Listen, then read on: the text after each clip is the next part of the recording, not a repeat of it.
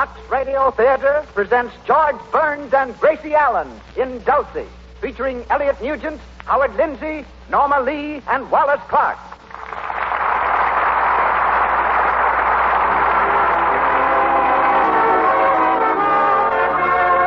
Lux presents Hollywood. Our stars, George Burns and Gracie Allen, Elliot Nugent, Howard Lindsay, Norma Lee, and Wallace Clark. Our guests, Elsa Maxwell, entertainer of International Society, and Hedda Hopper, famous actress and Hollywood personality. Our producer, Cecil B. DeMille. Our conductor, Louis Silvers. This program comes to you with the good wishes of the makers of Lux Flakes, those gentle, marvelously effective soap flakes, in whose behalf we welcome you all to Hollywood and to the 126th production of the Lux Radio Theater.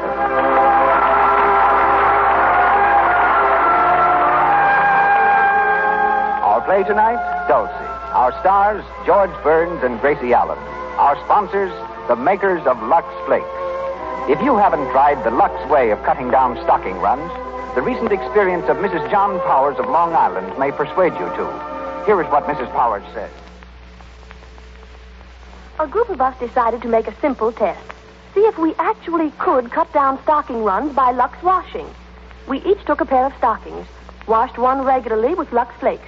The other we rubbed with cake soap. Then we kept careful records of runs. We found Lux cut down on runs amazingly. The average was 72%. Lux Flakes do cut down runs because they save the elasticity of silk. Why not try this easy Lux way of getting longer wear from your hosiery? Start using Lux Flakes tonight. And now, our producer, a man who for 25 years has been famous the world over for several of the greatest films in motion picture history. Ladies and gentlemen, Mr. Cecil B. DeMille.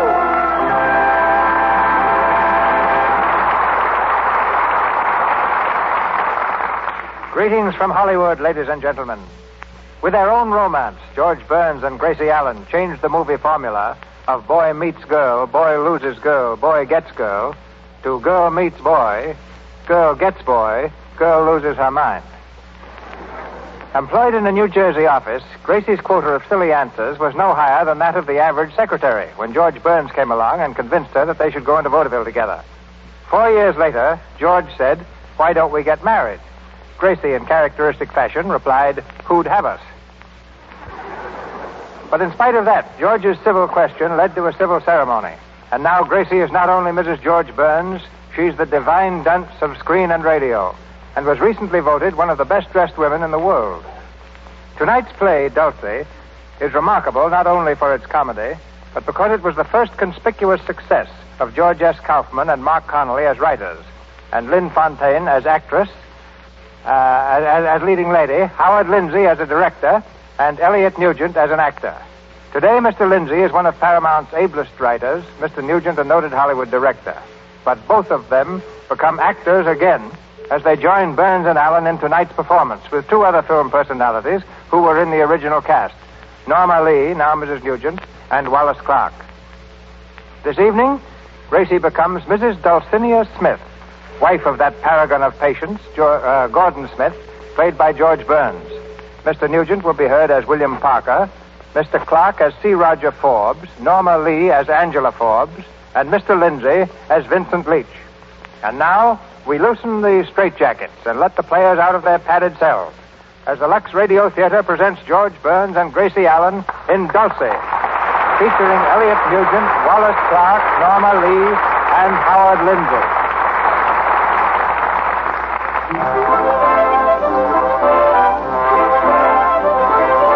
It's late afternoon of a midsummer day. On a road leading out of New York City, a small blue roadster weaves quickly through the heavy traffic. At the wheel is Gordon Smith, and beside him his brother-in-law, Bill Holloway. They're bound for Gordon's house in Westchester. As they reach the open road, the car swerves sharply, avoiding an accident by inches. Hey, take it easy, will you, Gordon? Sorry, I guess I'm in too much of a hurry. I'll say you are. What's the big rush? Oh, nothing. Just anxious to get home, that's all. I had a tough day at the office today. Well, you'll have a tougher one if you pile up in the ditch. That's better. Well, how's the artificial jewelry business, if any? Not so hot, Bill. No? Anything new on the Forbes merger? No, it's coming along. If the deal goes through, I'll get 16 2/3% of the combine. Oh, do you think that's enough, Gordon? 16 2/3? No, it isn't. But I'm up against it, and I've got to take what he gives me. Forbes is a tough customer. That's hard luck. Of course, I might be able to do something with him over the weekend. He's coming out to the house, too, you know. Your sister invited him. Yeah, so she told me. Well, Dulcy always did like guests. Yeah, I know. Forbes is bringing his wife and daughter, isn't he? I guess so. I didn't know you knew them that well. Well, I don't accept Forbes in a business way. Wasn't my idea until the little woman thought of it. You know how your sister is. Oh, sure. When Dulcie makes up your mind that she wants to do something, you do it. That's one of the reasons why I want to get home. If they get there ahead of us and Dulcie gets talking to them, well, anything can happen. And it always happens to me. And if I know Dulcie, it'll be plenty. Step on it, Gordon.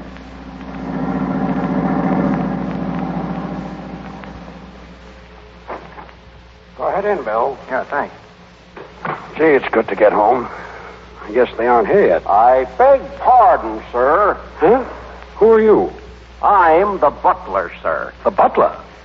I must be in the wrong house. Oh, no, sir. Mrs. Smith engaged me this afternoon, sir. Oh, well, I'm Mr. Smith. Yes, sir. Mrs. Smith described you in some detail, sir. Huh? May I take your hat, sir? Yes, sir. Yes. Thank you, sir. Very good, sir. Can you imagine that? I turn my back and she hires a butler. I guess she had to make an impression on the Forbes. Oh, hello, Gordon. Imagine meeting you here. It certainly is a small house. Who's that with you? Your brother. Oh, sure. Hello, Willie. Hello, Dulcie. Oh, Gordon, darling, how are you feeling? Well. You are, huh? My, isn't it hot? It certainly is. Did you have a nice day at the office today? Well, not so bad. Nice and cool in here, though. Maybe that's on account of the cold air. But Yeah. I always say it's the old breeze that doesn't blow in this room. Ring for Henry, will you, darling? I want to put these flowers in water. Wait a minute. Who is this fella, Henry? Why, Henry White, darling, didn't you meet him? He's the butler. I know. He introduced himself at the door, but who is he? Where did you get him? Well, if you promise not to tell, Yes. He's a reformed convict. What? A reformed convict? Not so loud. He's very sensitive. Yeah, well, so am I. And I don't like the idea of having a second-story man polishing off the silverware. Oh, he wouldn't steal anything, Gordon. He's going straight now. He hasn't taken hardly a thing since he got out of prison. When was that? Last week. I say.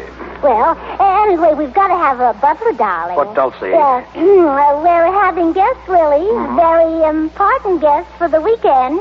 Guess who's coming? The Forbes? Who told you? You did? Oh, you guessed it. Yes, there'll be Mr. and Mrs. Forbes and his wife, and Angela. Angela's their daughter, you know, and sweet. Why, she's just the sweetest thing. Yes, sir. Oh, Isn't she? really? Oh, what do you mean? You don't know her? Of course I do. I've known her for years. Well, what's funny about that, Dulcie? Well, he didn't know I never knew he knew. Isn't that funny? Or is it? Yes, dear, it is. Well, now let me see. The pink room for Angela and the red room for Mr. and Mrs. Forbes. I'd better have the green room made up for Schuyler Van Dyke. Schuyler Van Dyke. Yeah, one of the Van Dykes, and he's worth millions. Schuyler Van Dyke is coming here. Yeah, isn't that wonderful? Oh, he's a marvelous man. You'd never think he was a Van Dyke. He's so democratic. When did you meet him? Well, this afternoon, he was at Mrs. Kennedy's.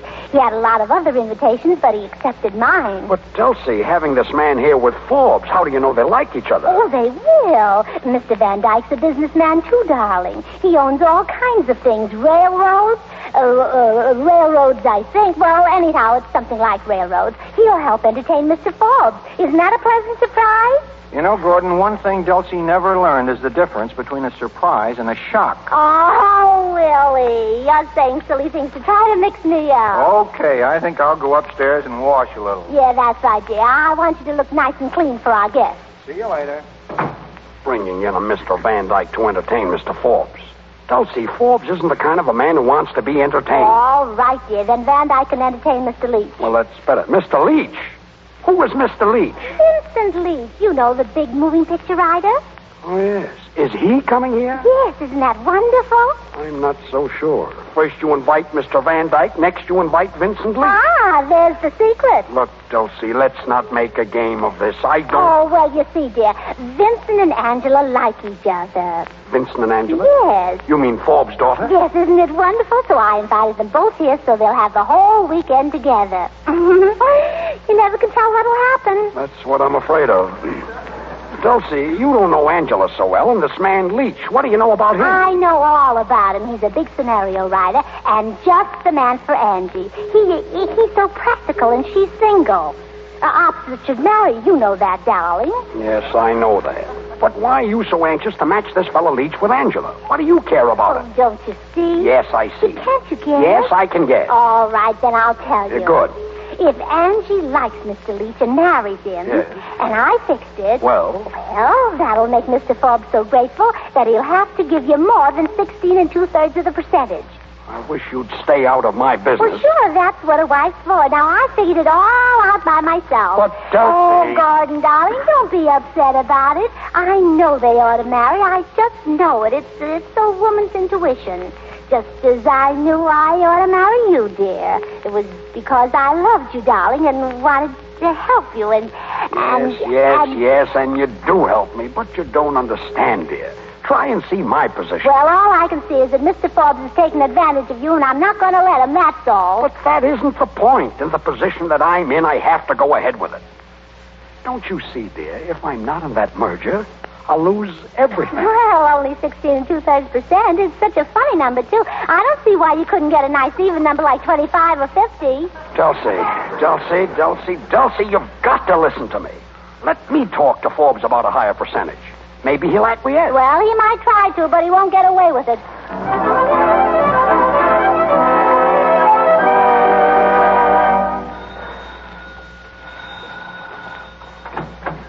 Good afternoon. Good afternoon. Forbes is my name. Yes, sir. Just step right in, please. Come on, Eleanor. Yes, dear. Angela?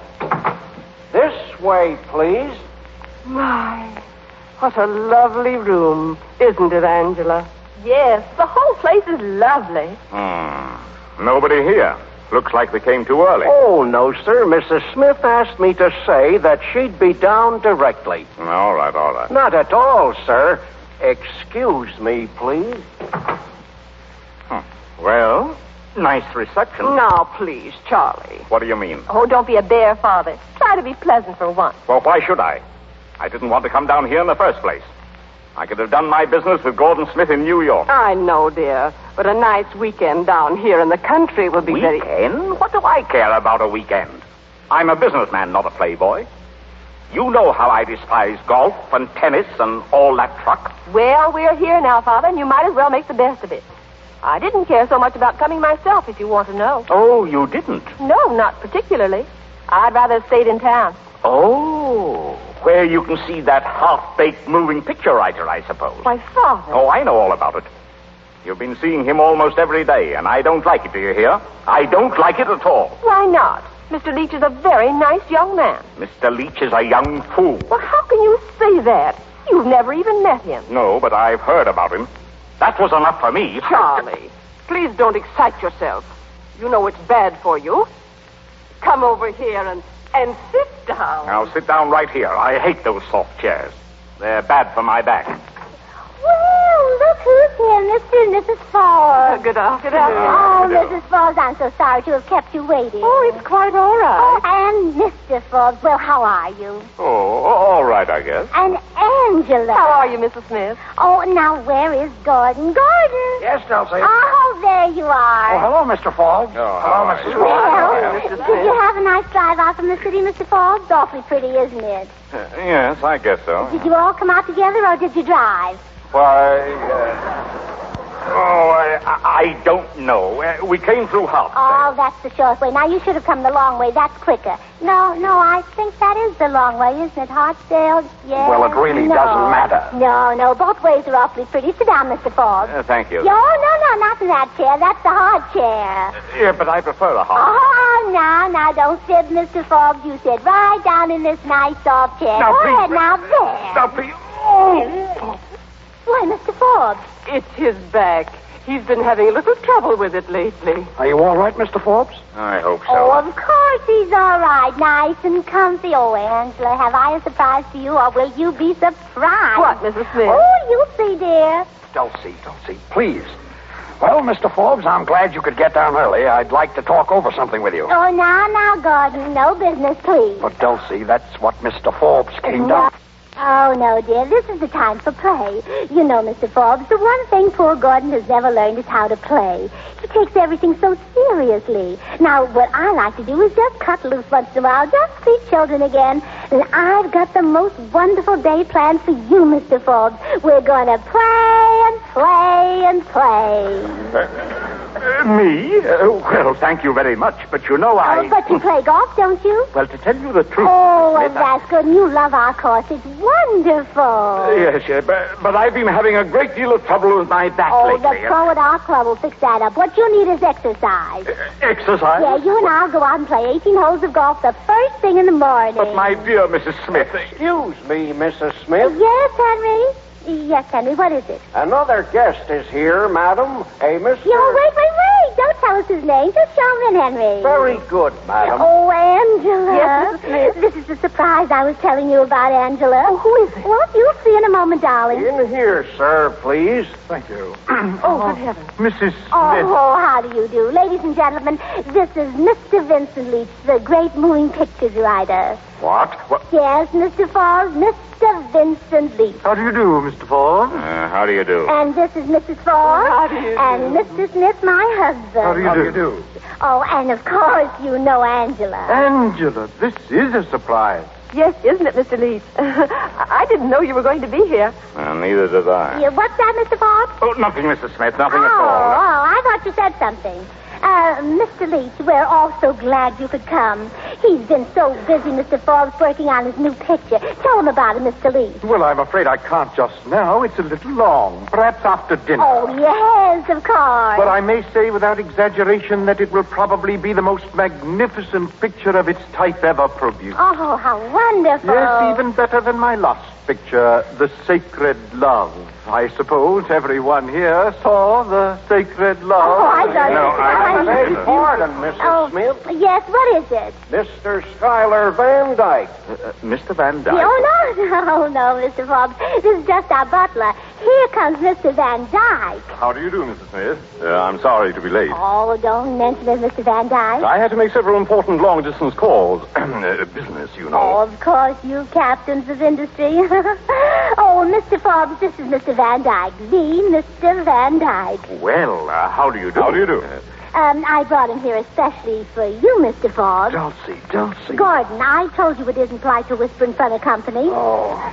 Well, now our weekend has started. Gordon, will you introduce Mr. Van Dyke to everyone and everyone to Mr. Van Dyke? We're all too good friends to be strangers, you know. Well, this is Mrs. Forbes. Yes, Mr. Forbes' wife, you know, and How Mrs. do- Angela Forbes, Mr. Forbes' daughter, and this is Mr. Leach, How Mr. do you- Forbes' future son-in-law. Dulcy. Uh-huh.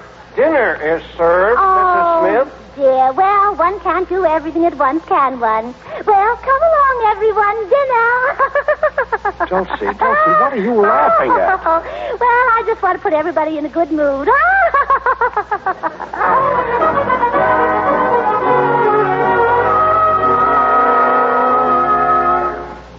Charlie, let's go back to the others. I tell you, I'll do nothing of the sort.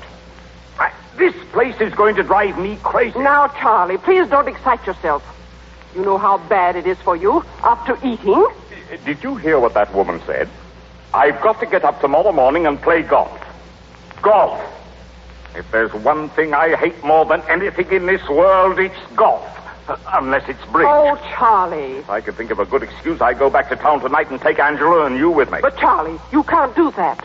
Don't you suppose I see that woman's plan to throw Angela and that fool Leach together? But I tell you, he's a most charming man. And I tell you, Mrs. Smith, if it weren't for Smith and our business relations, I would go back to town tonight. Oh, here I am. I've been looking all over for you, Mr. Forbes. You know what we're going to do? We're going to play bridge. What? Mrs. Smith, I don't think I care to play bridge this evening. Oh, now, you businessmen must have some relaxation. You remind me so of Gordon, the poor darling. He does nothing but work. I don't suppose he's told you, Mr. Forbes, but he's really got a lot of things on hand. What do you mean? Well, you might just as well know. It isn't only the pearl business. He has lots of other interests, too. What's that? It's really asking too much to make him give up all these other things to come into the jewelry merger. That is, unless it were made worth his while.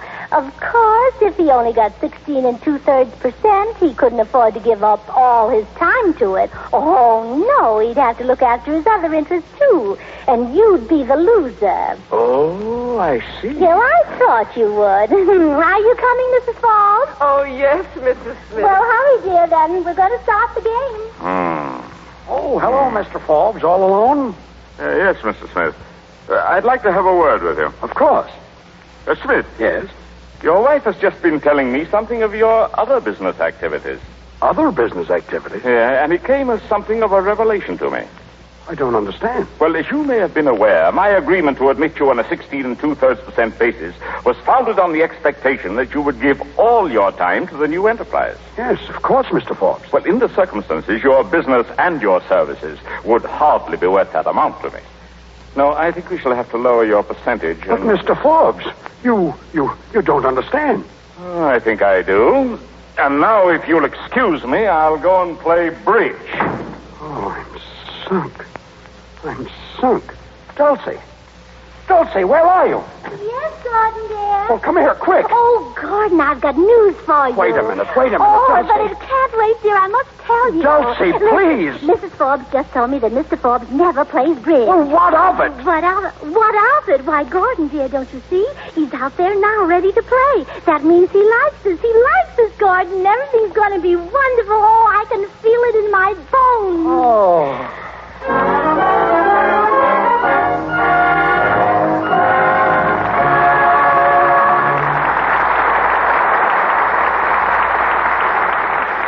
In a moment, we'll go on with Dulcy. But now, let's listen in on a typical Lux home. Young Mr. and Mrs. Johnson, who have been married just a month, are giving a party in their new home. Good night, my love. Remember that you're mine, sweetheart. Oh, swell, Betty. Play some more. Let's have some of the old-time favorites in this book. Yes. If you don't mind, I'd rather not play anymore. Oh, please, honey. Oh, what's the wrong? matter? Play Betty. like that. I can't imagine. Let me go see what the trouble is. So Betty's friend Ruth, who is a newlywed herself, goes into the bedroom. She finds Betty crying, sits down beside her, and tries to comfort her. What's wrong, Betty? Tell me. Oh, it's nothing, Ruth. Only while I was playing the piano, you all seemed to be staring at my horrid old dishpan hands. I hate looking like such a drudge. You poor little kid. Don't you know your hands needn't look that way? 6 months of dishwashing hasn't hurt my hands a bit. How do you do it? The easiest way in the world. I use Lux Flakes in the dishpan. They're so gentle, it's a regular beauty treatment every time I wash the dishes. Just try Lux, Betty. Your hands will be white and smooth again in no time. Remember, pure, gentle Lux Flakes haven't any harmful alkali. They won't dry up the precious oils of the skin. And Lux is inexpensive, too. Lux Flakes for all your dishes cost less than 1 cent a day. Mr. DeMille continues. On with our story, Dulcy, starring George Burns and Gracie Allen.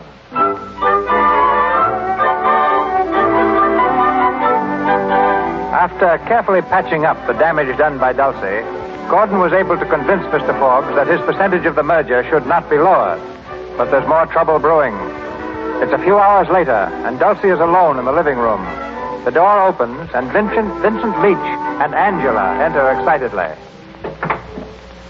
Oh, Mrs. Smith, we've got to speak to you. Yes, we want you to help us. Why, Mr. Leach, Angela, is there anything wrong? Oh, Mrs. Smith, Vincent and I are in love. In love? Oh, Angela, Mr. Leach. Oh, if this isn't the most wonderful thing I've ever heard. Why, it's wonderful, that's all I can say. Oh, I'm so happy I could cry. Good news affects me that way. Oh, Vincent. I may call you Vincent now, mayn't I? Of course. Mrs. Smith, we're going to need your help. Oh, yes, darling, of course. Now, it's a secret, and you must promise that you won't tell anyone. Oh, I know. I wouldn't tell a soul. Well, we're going to elope. Elope? Tonight. Tonight? You mean run away and get married? Oh, Well, that's wonderful. Oh, that's just marvelous. Oh, now remember, you're not to tell us. Oh, I know. I wouldn't tell anybody, no. How soon are you going? Oh, just as soon as we can. Aren't we, Vincent? Yes, if we can get away. Oh, of course. Oh, I'm so excited. I don't know what to do next. Oh, Willie, Vincent, and Angela are going to elope. Smith, you promised you wouldn't tell. Oh, but I won't, and Willie won't tell anybody either, will you, Willie? You're going to elope, Angela, with Mr. Leach? Yes. No, I won't tell a soul. Oh, there you are, Angela. Thank you, Bill. Yeah. Where are you going to elope to? Why, where were we, Vincent? Well, I hadn't thought about it just yet. Well, there are lots of places. Oh, sure. How about a marriage license? Why, I don't know. Vincent? Well, I thought we might find one Oh, someplace. Willie, you could help them some way, couldn't you? You know where to get a license and everything. Why, yes. As a matter of fact, I'll be glad to drive them there. Oh, now you see, that's just why I told them. Oh, everything's just working out beautifully, and I'll tell you what we'll do. What do we suggest, Willie? Is everything ready? Oh, we just have to get our bags. They just have to get their bags. Vincent, now you go find Mrs. Forbes and tell her, and then we'll all meet in the garage. Now I'll go up and get Angela's things for her. But wait a minute. Oh, hurry, Vincent. The less speed, the more haste or something, you know. All right. I'll see you in the garage in about 3 minutes. Don't keep me waiting. Oh, we won't. Well, now that's settled. I'll go up and get the things. Oh, I'll go with you. Oh, no, I'll bring everything out to the garage. If anybody sees me, they won't suspect. Oh, well, you know, I'm so excited. It's just like times of old when nights were bold. Oh. Well, are you all ready for the elopement, Angela? Bill Parker, I think you're just horrid. Speaking to me? You know very well I am. Oh, you don't mean it. I'm really being very good to you, helping you out in this way. Well, you don't have to be so happy about it. After all, we are old friends. Yeah, that's why I'm glad. You're glad, aren't you? That has nothing to do with it. Of course I am. Oh, you're just impossible. Angela, you told me once that I'd never change. Well, you were right. I never have changed, especially about you. I don't care whether you have or not. I think you're positively hopeless. I guess I am. Well, let's get going, shall we?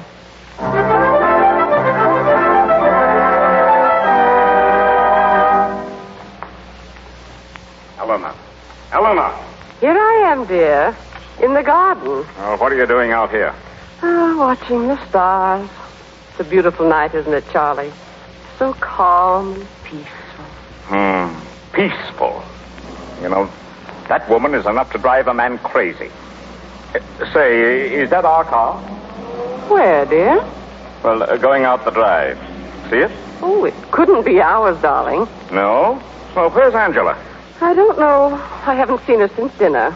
Out gallivanting with that Saxonario writer, I suppose. Do you mean Mr. Leach? Yes, I mean Mr. Leach. And I want to tell you something. If I find this Leach person actually making love to Angela, I'm going to raise blazes. Now, Charlie. I've had nothing but a series of aggravations and annoyances ever since I came into this house. Eleanor, I can truthfully say that in all my 53 years, I have never spent an unhappier evening. Oh, Charlie. Yeah, but I'm not going to spend another. I'm not going to stay here and play golf and bridge. But what are you going to do? I'm going home. Charlie. I'm going upstairs and pack right now. Charlie. Oh, Mr. Forbes, here you are. Yeah, I won't be for long. What did you say? I said I'm going to my room. Oh, that's right. Get a good night's rest so you'll be nice and fresh for tomorrow. Mrs. Smith, I am not going to play golf tomorrow. Oh, no, none of us are. We've changed our plans, Mr. Forbes. Oh. We're going horseback riding. Horseback? Yes, isn't that wonderful idea? Good night, Mrs. Smith. Oh, I knew he'd like it. Oh, Mrs. Forbes. Mrs. Forbes, have you heard the news? Oh, but you couldn't have, could you? It only just happened. Well, what has just happened? Vincent and Angela, they've eloped. What? Yes, just a minute ago. They took your car. Eloped? Oh, isn't it wonderful? I knew you'd be thrilled. And it's all my doing, every bit of it. And what makes it more exciting, it's a secret, too. Mrs. Smith, Do you know what you've done? Oh, that's all right. You can thank me later. He'll never forgive you. Never. Who, Vincent? No. My husband. But he didn't elope with your husband. Try to understand, Mrs. Smith. My husband hates Mr. Leach. Well, this is a fine time to say a thing like that. How was I supposed to know? He never said anything. This is the finish, Mrs. Smith. We're leaving here just as soon as our car is returned. No, but you can't. You mustn't. Mr. Smith hasn't settled anything about the merger yet. No, and I'm afraid he never will. Good night, Mrs. Smith.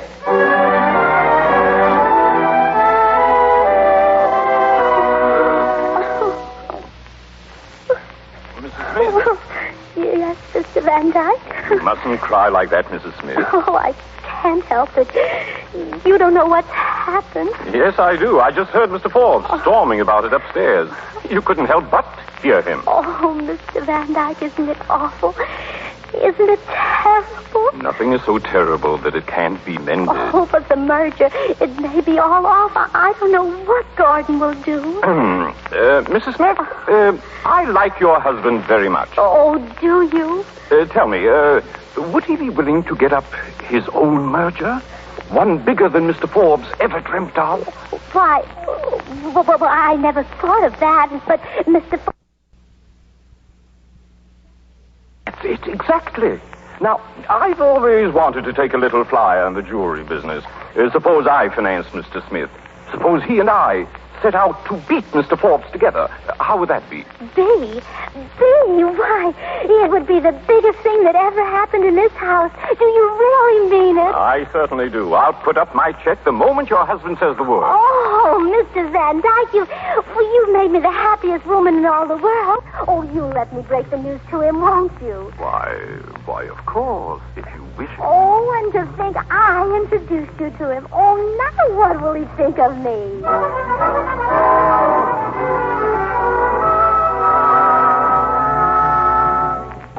Wait a minute. Say that again, Mr. Van Dyke. Of course. I said that your wife has interested me very much in this proposition, and I've told her that I'm willing to finance a combination to beat Forbes and his crowd with you at the head of it. Oh, he's just waiting for you to say the word, darling. I can't believe it. But it's true. It is, dear. Why, it's too good to be true. I could get rid of Forbes and put my business in for what it's worth. Oh, yes, oh, Gordon. I really could do big things. I'll be backed financially by the Van Dyke interest. Exactly, Mr. Smith. Excuse me. Oh, come in, Forbes. Oh, we were just talking about you, Mr. Forbes. I'm compelled to make a little announcement. I merely wish to tell you, on top of everything else, that my wife's diamond necklace has disappeared. Disappeared? In view of the fact that it took place in this house, I thought you might have a sentimental interest. Don't you dare accuse Henry of stealing anything. Dulcy. Henry? Who's Henry? Yeah, well, Dulcy, quiet. No, Gordon, I'm not going to stand here and listen to him make insinuating remarks about my servants. Henry is perfectly honest. His honesty has been proven. He's been paroled 7 times. Oh. Well, that's very interesting. Where is this man? Why, he's not here. He asked me if I'd let him take the evening off, and I said yes. Thank you, Mrs. Smith. You've been a great help. Mr. Forbes, please. We'll get the necklace back, and if we don't, I'll make good for it. Now, let's sit down and talk it over. There's nothing to talk over. And in the circumstances, I don't see how we can possibly go into business together. I don't like your methods. The merger is definitely off. But, Mr. Forbes... I'm sorry, but that's my decision. Wait, Mr. Forbes. Before you freeze me out, I want to tell you that Mr. Van Dyke here has agreed to back me in an independent merger. A bigger one than yours. What? Yes, Mr. Forbes, I have. But Now, am I still out? Yes, Mr. Smith, you are. Very well. Then I'm going to line up with Mr. Van Dyke and fight you. Fight you till one of us is forced to the wall. I'll teach you to take advantage of me. Advantage? Who took advantage of you? You did, by offering me less than you know my business was worth. Why, you knew I was in a hole, and now you're going to get just what you deserve. You're going to get a first-rate licking. Oh, Gordy! All right. Make your fine speeches. But when you talk about fighting, don't forget that I can fight, too. And before you win, you're going to know that you've been in a real fight. Remember that. You know, I think he's mad, Gordy. Mr. Smith, allow me to congratulate you. You told him what was what, straight from the shoulder. Thank you, Mr. Van Dyke. And I'm sure we'll get along splendidly. Well, of course we will. And now I'll say good night. I've had a hard day at my broker's, and I'm very tired.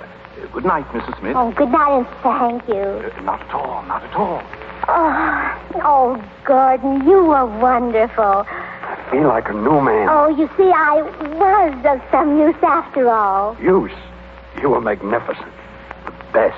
The finest little wife in the world. Oh, wasn't it lucky my finding Mr. Van Dyke? Lucky. It was an inspiration. Oh, and I am a real helpmate? I should say you are. Oh, Lordy. Well, now, who could that be? Well, I'll answer it. Good evening, Mr. Smith. Good evening. I'm sorry to intrude like this, but it's rather important.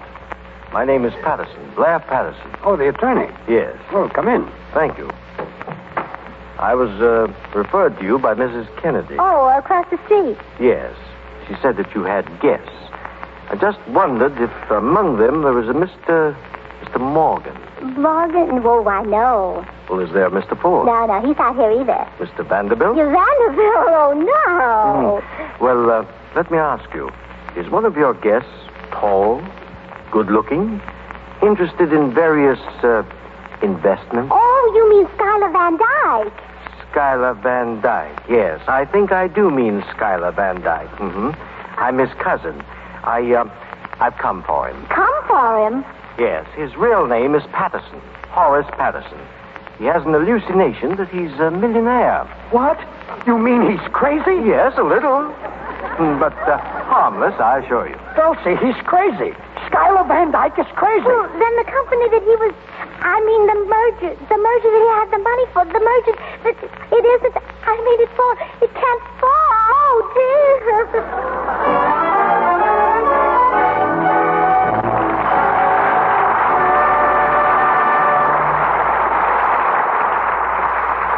We pause for station identification. This is the Columbia Broadcasting System.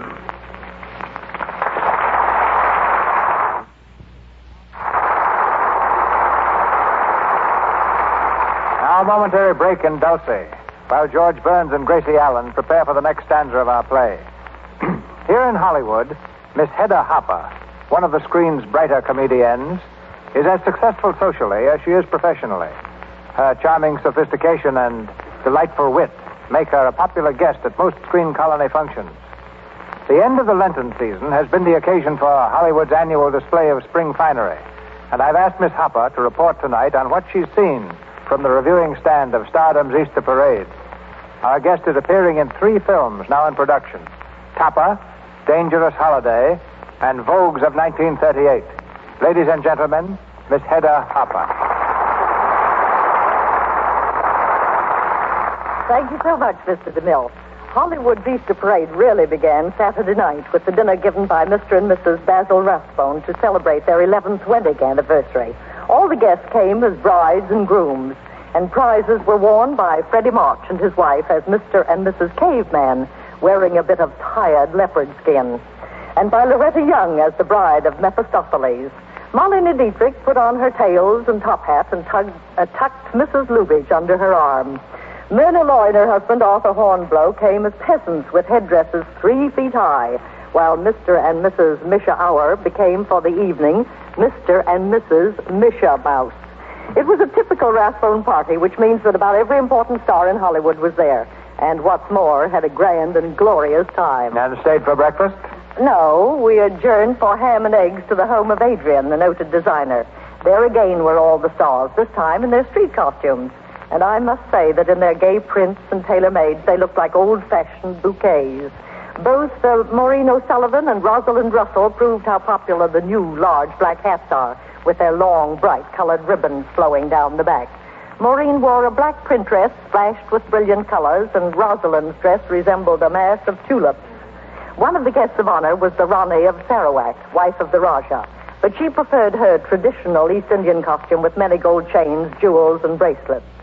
I've been in Hollywood a good many years now and watched it become universally recognized as a fashion center. The annual studio cost for clothes is staggering. As you know, each has its own designers creating their individual styles, for competition is just as keen in them as in stories and stars. Yet when it comes to protecting this investment, every major studio seems to follow the same procedure. They all use Lux Flakes.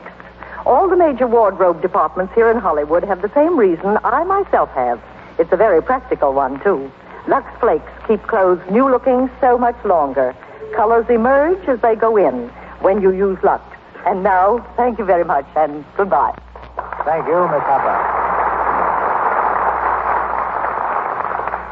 Dulcy, starring George Burns and Gracie Allen.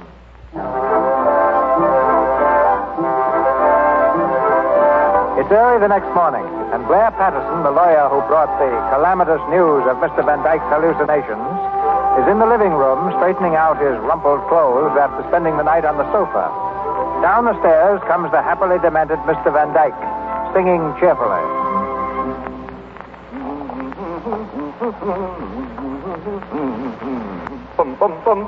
Hello, Horace. What? Oh, why, Blair, what in the world are you doing here? Oh, I just dropped in to say hello. You can't fool me. You've come to make me leave.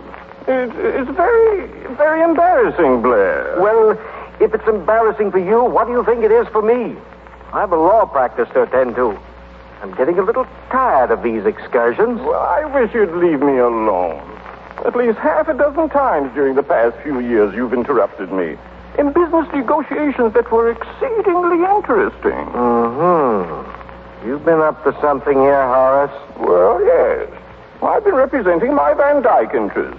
We had all sorts of wonderful things planned. My share alone would have been $8.5 million. Besides, we were going to play golf and go horseback riding. I love horses. Horace, how many times have I told you that I represent the Van Dyke interests? Now you must let me handle it. You come back to town with me and we'll talk it over. But I can't leave now. I'm sorry, Horace, but you know our agreement. Unless you do as I say, I'll never go through with that $200 million airplane company of ours. All right, Blair.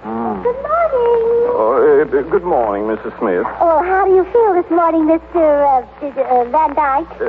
Very melancholy. I'm afraid I must go back to town. Oh, well, that's too bad. Still, it's all for the best.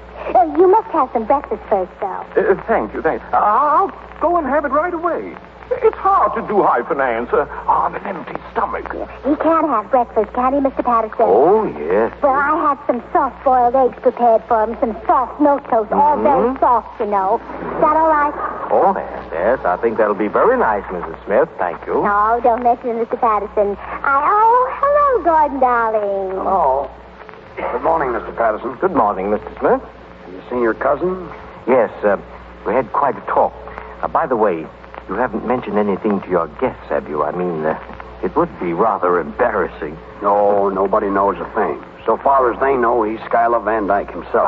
Fine. That's fine. Well, thank you very, very much. And now I think I better go and keep an eye on him. You never can tell what big merger he'll attempt next. Yes. Excuse me, Mrs. Smith. Oh, certainly. Dulcy. Yes, dear?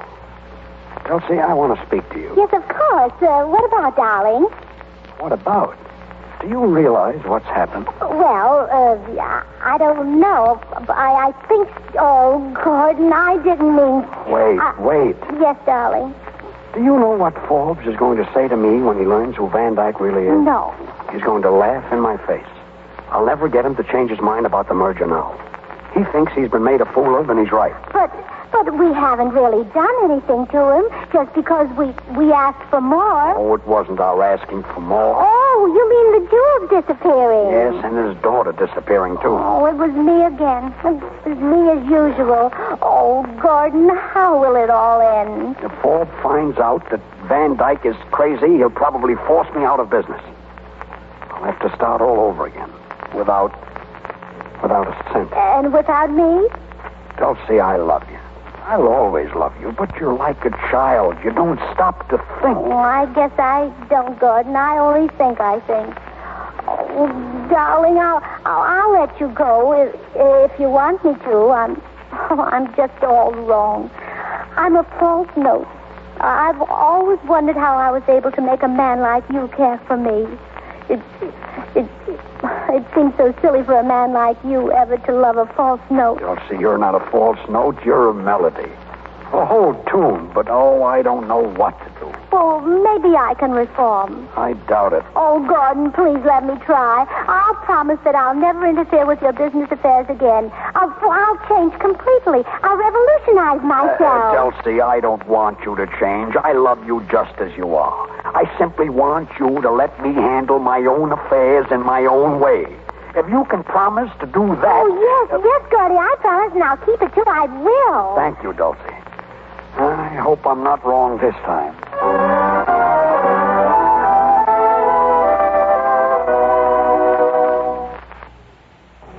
Good morning, Mrs. Smith. Oh, Mr. Forbes, I've been looking for you. Really? Mrs. Smith, I have a slight apology to make. We found my wife's necklace. Oh, there, you see? Your butler found it and put it away for safekeeping. He returned it to Mrs. Forbes this morning. Oh, I'm so glad. Now I have an apology, too, Mr. Forbes. I'm sorry about the elopement, Mr. Forbes. And I'm sorry about the business deal, too, but it's going to come out all right. I should think it would. For your husband, backed by the Van Dyke millions. The Van Dyke millions, but Mr. Forbes... As a matter of fact, I'm inclined to regret my hasty decision of last night.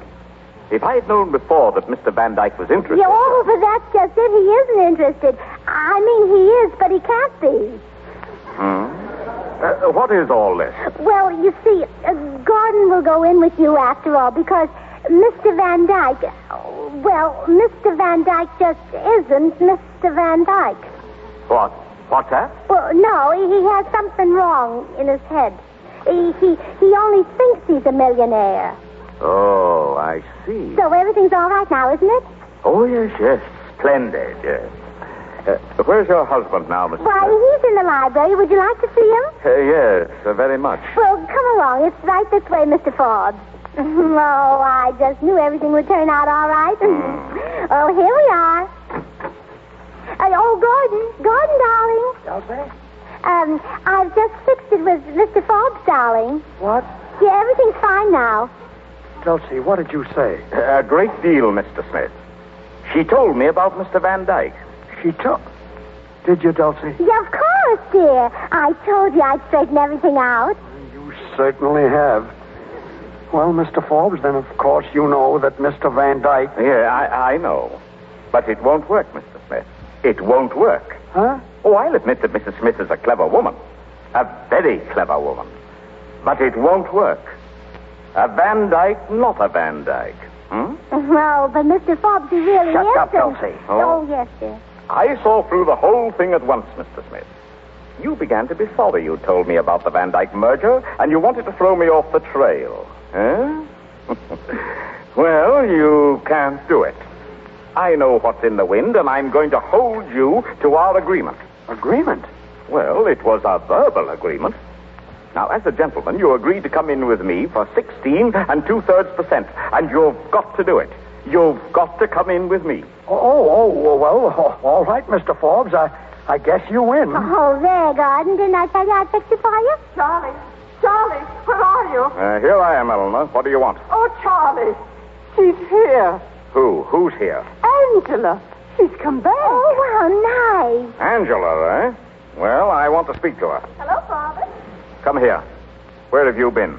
Oh, Father, what a question. Oh, Angela, dear, are you married? Of course I am. Oh, she's married. Isn't that wonderful? So you did it, eh? Where's your husband? Yes, Angela, where's your husband? Good morning, everybody. Oh. Hello, Belle. Hello, Willie. Where's Vincent? Where's Mr. Leach? Oh, Angela, tell us. I don't know, Mrs. Smith. You don't know? Well, isn't that fine? Oh, Willie, for heaven's sake, what's happened to him? Well, it's a long story, Dulcie. Look here, young man. You helped to arrange this wedding, didn't you? Yes, Mr. Forbes? Well, don't you know where the groom is? Sure. I'm the groom. What? Yeah, Willie, say that again. Certainly, I am the groom. Well, congratulations. Now, just a second, young man. Are you a genius? No, sir. Well, are you a writer of any kind, sort, or description? I should say not. Well, he's a broker, Mr. Forbes, and isn't it wonderful? That makes everything all right, doesn't it? Well, But what about Mr. Leach, Willie? Where is he? I don't know. You see, we started from here all right last night, but down the road a piece, I suddenly thought my tail light was out. Well, Mr. Leach was kind enough to investigate for me, and somehow or other the car started off without him. Young fellow, you're all right. And darn clever, too. Well, he's my brother. What would you expect? And wasn't it wonderful that I happened to invite him down here for this party? Oh, so this is what you were working for, underneath all that leech business. What? Well, yes and no. Oh, I'm afraid you don't understand women very well, Mr. Forbes. I'm afraid I don't. But isn't it marvelous? Angela, a married woman, and Willie, a married man. Oh, I could almost cry. But, Mr. Forbes, about that merger, 16 2/3% isn't very much for a relation, brother-in-law. Well, I wasn't very generous about that deal, or very just either. Smith. Yes, sir? What do you say to coming in with me for 20%? 20? Oh, Mr. Forbes. All right, then. All right. If that's not enough, we'll make it 25. 25? Dulcie, be quiet. 25 satisfies me. Oh, does it? Well, if it satisfies you, Gordon, then it satisfies me. I didn't mean to interfere, dear, and I never will again. You know the old saying, a burnt child dreads the fire? Well, I've been burned, and once bitten, twice cautious. Oh, well, you get the idea, don't you, darling?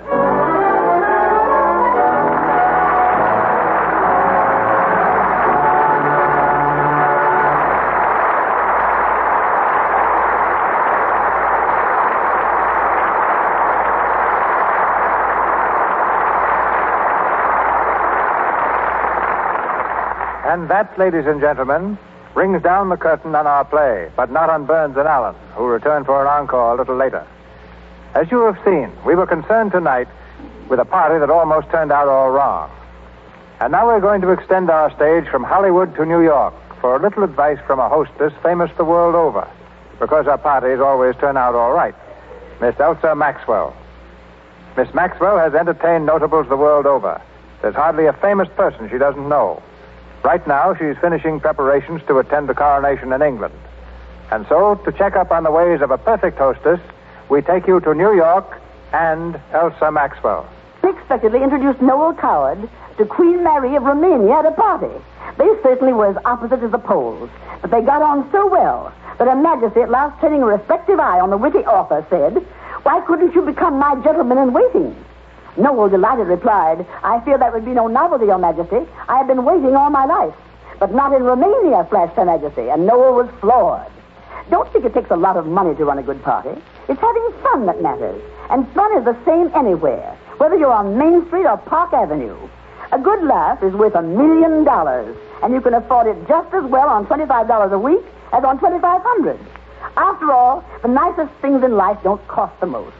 That goes for Lux Flakes, too. They're used in my house, and there isn't anything finer. Yet you can buy them for a few cents. Women who dress on nothing a year or women who spend thousands are all fans for Lux Flakes. Lux keeps dresses and lingerie from looking old and tired. It's a sort of pet bath for your clothes. Pep is a thing that makes parties go. It's more important than money. Now, I've given parties on a shoestring all my life. All you need is an idea which allows people to escape from their everyday selves. You can ask people to come dressed as their opposites, or as themselves, or their pet hates, or anything. A successful party is as simple as that. One of the best times I ever had was when I went to a stag party dressed as Professor Albert Einstein. I talked with a German accent all evening until the party was over. Groucho Marx and Clark Gable, two of my most intimate friends, actually didn't know who I was. The following night, I met the great scientist at Charlie Chaplin's. He frowned at me. "There, I heard you was me last night." "Physically, yes, but not mentally, Herr Doctor," I replied, trembling. "Perhaps it was better the other way," he thundered, and I felt crushed. Remember, for bigger and better parties, let your guests escape from their troubles. Have a surprise up your sleeve, and don't feel you have to be extravagant. And I'll guarantee the best party in the world. Thank you, and goodbye.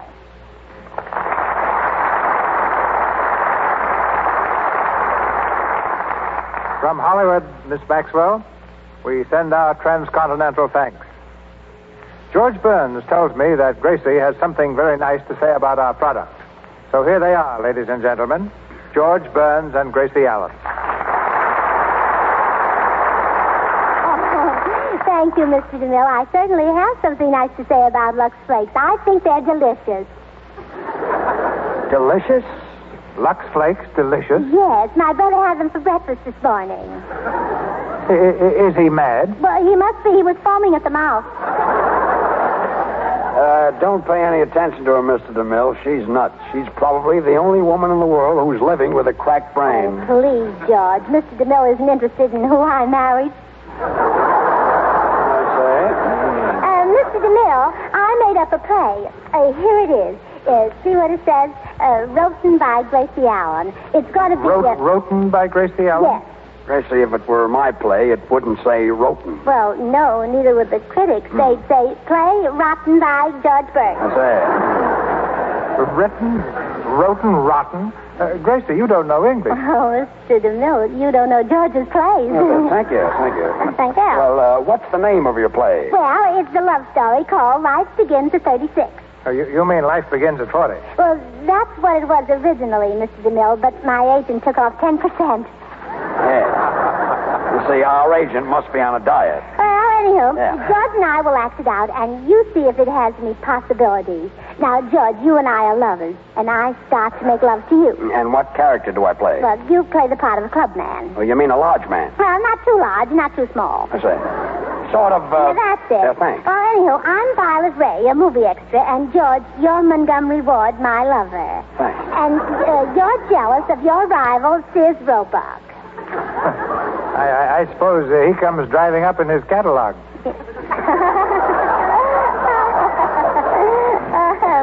I don't get it.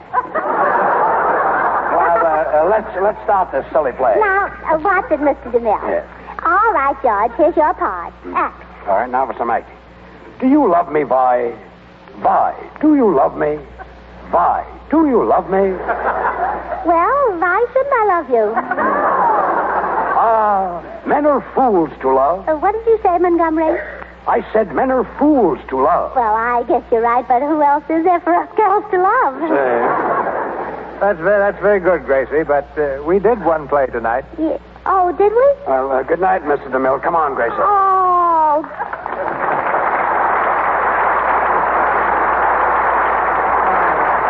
Now I know why George Burns.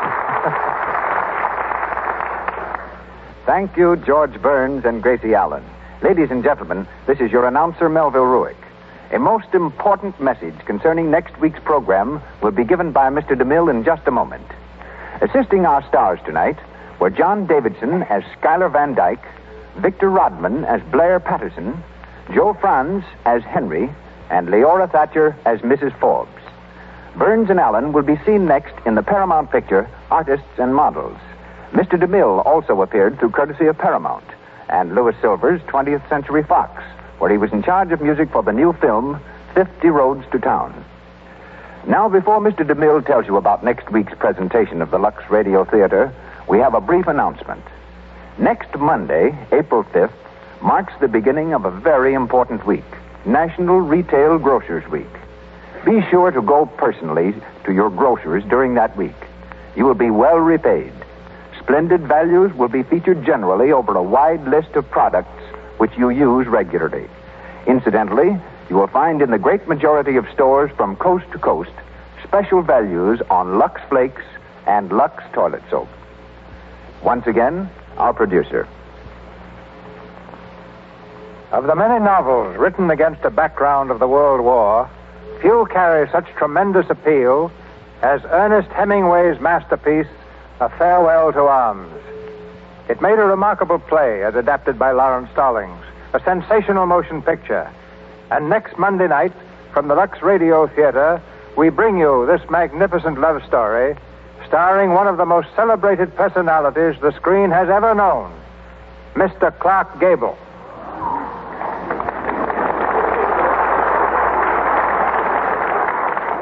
We shall hear Mr. Gable as Lieutenant Henry, and I'm especially happy to announce that we've secured Miss Josephine Hutchinson for the part of Nurse Catherine Barclay and Adolphe Manjou for Rinaldi.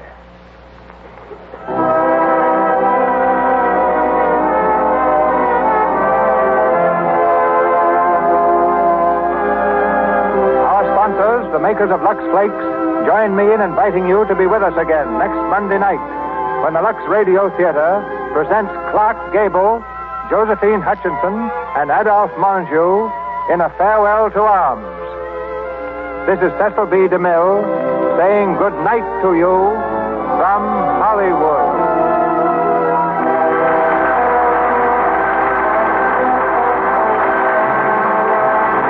As Mr. DeMille told you, our stars next Monday night are Clark Gable, Josephine Hutchinson, and Adolphe Monjou in Ernest Hemingway's brilliant story, A Farewell to Arms. This is your announcer, Melba Rook, bidding you good night on behalf of our sponsors, our stars, and guests. This is the Columbia Broadcasting System.